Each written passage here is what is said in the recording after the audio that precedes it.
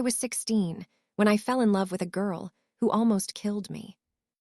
Not with her hands exactly, though there were moments when I wasn't sure, but with the quiet, suffocating way she held power over me. Her name was Emma. She wasn't the kind of girl who turned heads in the hallway or giggled with her friends at lunch. She was quiet, almost unsettlingly so, with these deep eyes that seemed to look straight through you. The first time we spoke, she asked me what I was thinking about. I told her I didn't know. She said, "I can always tell when someone's hiding something." I remember laughing awkwardly, brushing it off as a weird joke. But that was Emma. She had this way of making ordinary words sound like warnings. I was young, naive, and hungry for connection. She made me feel seen in ways that no one else ever had. She noticed when I was anxious, when I was tired, when I was pretending to be okay.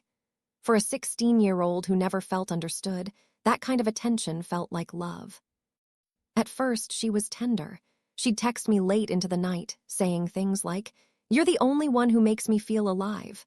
Or, "Sometimes I just want to crawl inside your head and stay there." It sounded poetic back then. I didn't understand it was a form of control. The first red flag came a few months in. We were lying in her room one night, the curtains drawn, that soft yellow glow from her lamp giving everything a kind of sleepy comfort. She was tracing her finger along my arm when she said it. "Do you ever wonder what it would feel like to kill someone?" I laughed because it sounded absurd. What kind of question is that? She smiled, but not the kind of smile that makes you feel safe. "I don't mean like murder," she said. "Just the idea of having that kind of control, knowing someone's life is in your hands." The way she said it sent a chill down my spine.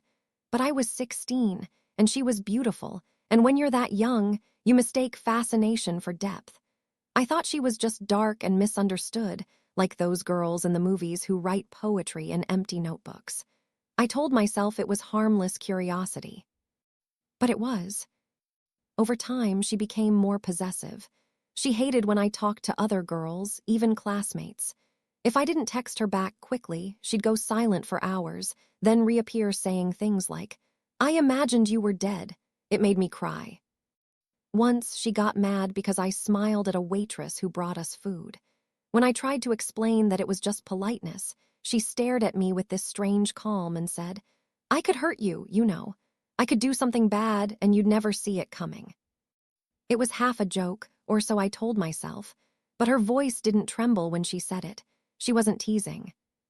That night when I got home, I remember lying in bed feeling uneasy. My phone buzzed. It was a photo from her, a picture of her hand gripping a kitchen knife, her caption reading, "Sometimes I scare myself too." I should have left then, but I didn't. Because I thought love was supposed to be messy, passionate, intense. I thought all those songs about crazy love were metaphors, and maybe this was just what it felt like to really matter to someone. Then came the pillow incident. It was a Saturday morning. I was sleeping over at her house. Her parents were away for the weekend. I woke up slowly, that strange in-between state where you're half dreaming. My face felt warm. My breathing felt tight. When my eyes opened, she was standing over me. A pillow hovered above my face. Her arms were trembling slightly, her eyes distant, like she was lost in a trance.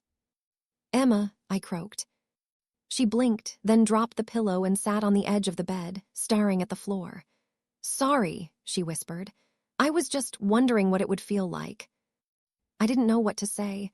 I told myself she was joking again, that maybe she was sleep-deprived, emotional, anything but dangerous. I made her breakfast that morning. We laughed. She kissed me like nothing happened. But that image, her standing over me, her eyes empty, burned itself into my memory. A few weeks later, she confessed something that made my blood run cold. We were sitting on a park bench, watching the sunset. She was quiet, fidgeting with the chain around her neck. Then, out of nowhere, she said, "Sometimes when you sleep, I hold knives up to your face, not to hurt you, just to see if I could." I turned to her, waiting for her to smirk, to tell me it was a joke. But she didn't. She just looked at me, her eyes glassy, and said, "I don't know why I do it. I just feel this urge." I couldn't breathe. The wind felt colder. The sky looked darker. She reached for my hand and said, "Don't look at me like that. I'd never really do it. I love you too much." And I believed her. That's the part that haunts me the most. Not the knife, not the pillow, not the words, but the fact that I stayed for 2 more years. When I look back now, I realize how young and unprepared I was to recognize danger. She never screamed or hit me. She never threatened me outright. Her power was quieter, more psychological. She made me feel responsible for her emotions, like if I ever left, she'd collapse or worse, hurt herself. And when you're 16, that kind of emotional manipulation feels like love. You don't realize you're being slowly stripped of your sense of safety. There were good days, too. She could be funny, caring, even sweet. We spend hours talking about music, our dreams, the future. She told me she wanted to be a writer. She'd read me pieces of her journal, dark, beautiful fragments of poetry about death and longing. I thought she was deep. I didn't realize she was unraveling. One entry she read out loud still echoes in my mind. "He's so peaceful when he sleeps, so unaware, so trusting. I wonder what it feels like to take that peace away." I laughed nervously when she read it. I told her she should write horror novels. She smiled and said, "Maybe I already am one." The breaking point came near the end of our second year. We were arguing, I don't even remember what about. I said something that made her furious. She went quiet, too quiet. Then she walked into the kitchen. I followed her, still talking, still trying to explain myself. She was holding a knife when I turned the corner. It wasn't pointed at me, not directly, but she was gripping it tightly, her knuckles white. "Do you know how easy it would be," she said softly, "to make everything stop?" I froze. My heart was pounding so loudly I could barely hear her. She started crying, dropped the knife, and ran into her room. I stood there for a long time, staring at that silver blade on the counter, realizing for the first time that love shouldn't feel like survival. That night, I left her house and never went back. Years later, I heard she got engaged. Her fiancé looked happy in the pictures, big smile, arms around her, the kind of photo that screams stability and new beginnings. I stared at that photo for a long time, wondering if he knew, wondering if she ever told him about those nights. I don't hate her. I think part of me still aches for the broken girl who didn't know how to handle her pain, who confused control for closeness. Maybe she never got the help she needed. Maybe she changed. I hope she did. But I also know I survived something I didn't understand until years later. When you're young, danger doesn't always come in the form of raised voices or bruises.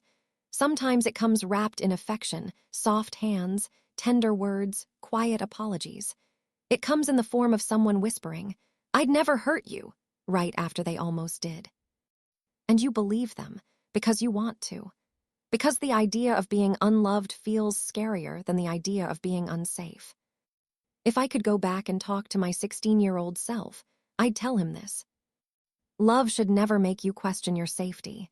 It shouldn't feel like a gamble or a test or a secret you have to keep. It shouldn't make you flinch when someone reaches for you. I'd tell him that being loved by someone unstable doesn't make you special. It makes you lucky to walk away alive. Because I was. Sometimes, late at night, I still wake up with a strange feeling like someone's standing over me. It's not her. It's just the memory of what almost happened. And I remind myself, I'm safe now. I made it out. But part of me will always remember the girl who taught me that love, when twisted, can look a lot like fear.